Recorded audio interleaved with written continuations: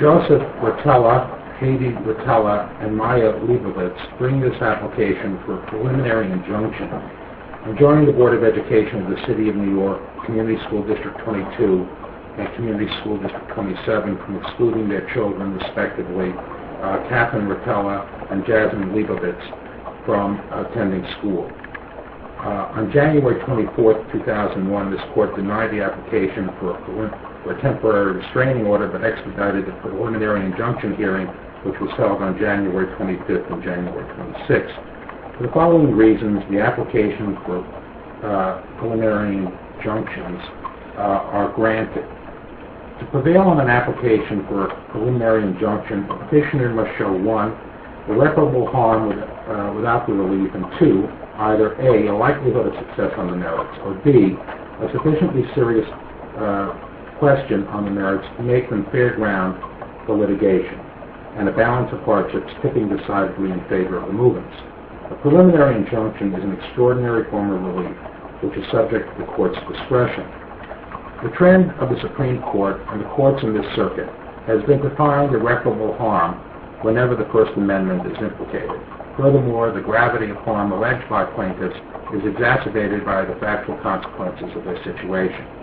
Defendants refuse to admit the children to their schools, the children have been absent from class for several weeks, and without temporary relief will continue to miss class until their claims are adjudicated. If there is not already the distinct possibility that the children may be held back to repeat a year of schooling, there will may be such a penalty before a final decision in this case is rendered. Plaintiffs have made a substantial showing that they will suffer irreparable harm without the relief they seek, and defendants have not advanced an argument in opposition.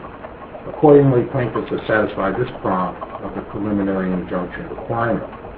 The second prong involves an analysis of the merits of plaintiffs' claims, but they have been improperly denied religious exemptions.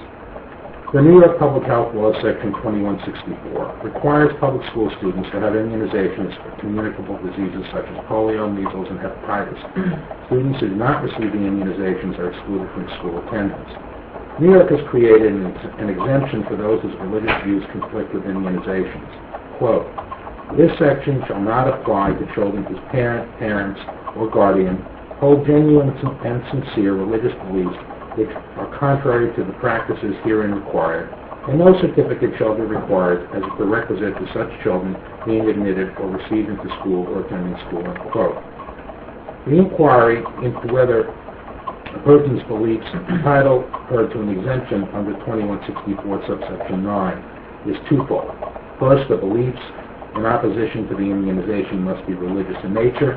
Second, the beliefs must be genuinely and sincerely held.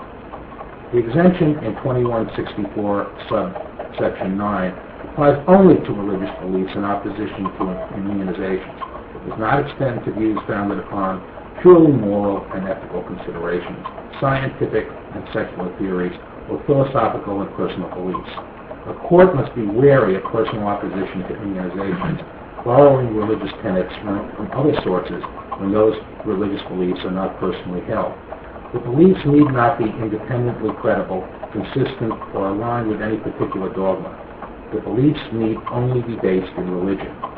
The Supreme Court of the United States has commented on the scope of First Amendment protection of religious beliefs. Quote, "The test of belief in relation to a supreme being is whether a given belief that is sincere and meaningful occupies a place in a life of its possessor parallel to that filled by the orthodox belief in God," end quote.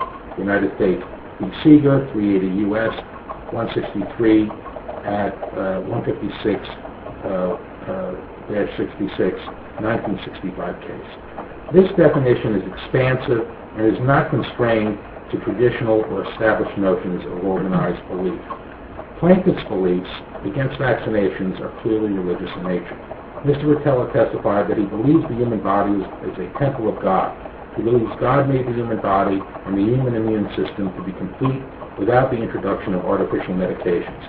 Both he and Maya Leibovitz have sworn under oath that they believe that vaccinations are an indication of faithlessness in God and God's ability to protect. They believe vaccination to be a sin.